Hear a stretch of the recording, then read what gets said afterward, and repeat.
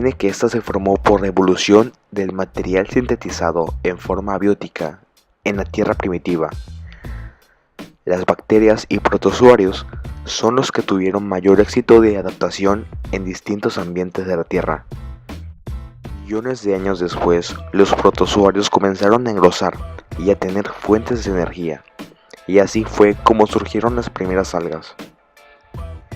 Las algas son los organismos de los cuales surgieron las plantas. Esas primeras algas, otros millones de años después, comenzaron a ser pluricelulares, y así surgieron los primeros organismos del género Plantae, que habitaban en el océano. Hace aproximadamente 500 millones de años, las plantas se movieron del medio acuático al medio terrestre, como siempre, las plantas queriendo dominar el mundo. Con el traslado de las plantas al medio terrestre, las plantas desarrollaron un sistema vascular. Transporte y nutrición de las plantas. La presión de los tejidos de una raíz puede empujar el agua hacia arriba en un tallo vegetal, excepto en los árboles más altos. El xilema es un conjunto de tubos que van desde la raíz hasta las hojas, creando un sistema de transporte. Para que sea posible este proceso, la presión de la raíz, la capilaridad, la transpiración y la combinación de las fuerzas a lo largo de la xilema entran en acción. Propiedades del agua. Debido a la cohesión, tienden a formar puentes de hidrógeno con otras sustancias, lo cual resulta en la adhesión. El agua es atraída a las paredes del tubo, mientras que las moléculas se atraen unas a otras. La mayor fuerza en el transporte del agua provee de la evaporación durante la transpiración. El movimiento del agua que sale por las hojas jala el agua del interior desde las raíces a lo largo del sistema vascular. Este proceso es un tirón por transpiración. Mientras un día sea más seco y caluroso, más agua se pierde a través de la transpiración. Las hojas ayudan a mantener la homeostasis, conservando un constante del contenido del agua. Cuando aumenta la presión de las células por el exceso de agua, los estomas se abren y hacen que el exceso se pierda. Cuando la presión cae, los estomas se cierran, reduciendo la pérdida del agua. La presión osmótica mantiene la rigidez de las hojas y el tallo. La pérdida de agua lleva a la marchitez de las plantas, en el cual las paredes celulares se curvan y pierden soporte. Esta acción ayuda a la planta a conservar el agua. La transportación de nutrimentos. La mayor parte de los nutrientes vegetales son empujados a través del floema. El movimiento de azúcares hacia los frutos y el bombeo hacia la raíz suceden en el mismo.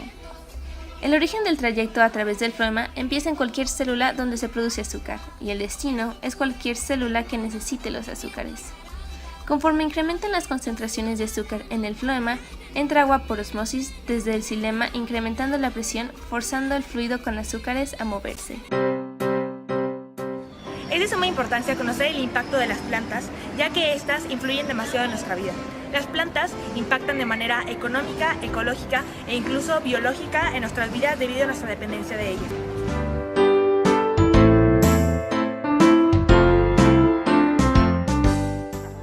Desde tiempos remotos hasta la actualidad, la humanidad ha dependido de las plantas.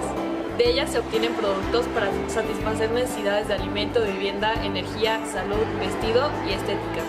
El interés por las plantas ha permitido observar mejor sus características y hacer un mayor uso de ellas.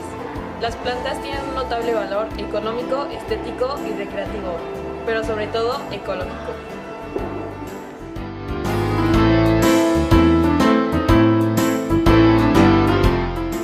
Un ejemplo de la evolución de las plantas y cómo estas tienen un impacto en diversas áreas de nuestro entorno, además del aspecto biológico, es el caso del algodón.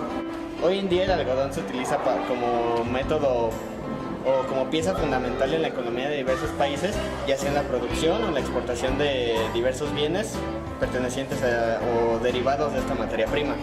Ejemplo de esos son los países asiáticos o Vietnam, que es uno de los principales productores de piezas de algodón. Esa sobreproducción genera una demanda en exceso, una demanda excesiva, la cual hace que el ser humano quiera utilizar en exceso el algodón y de esta manera utiliza demasiado el suelo, desaprovecha sus nutrientes al querer sembrar el algodón y así producir y producir. De esta manera la demanda del algodón se ve incrementada. Al ver una sobredemanda de ese tipo de plantas, por lo que se cultiva en exceso y se llega a adaptar a los usos que el ser humano le quiera dar. Ese tipo de actitudes dan pie a futuros problemas, como la erosión del suelo, donde se plantan, dando origen a la infertilidad del mismo.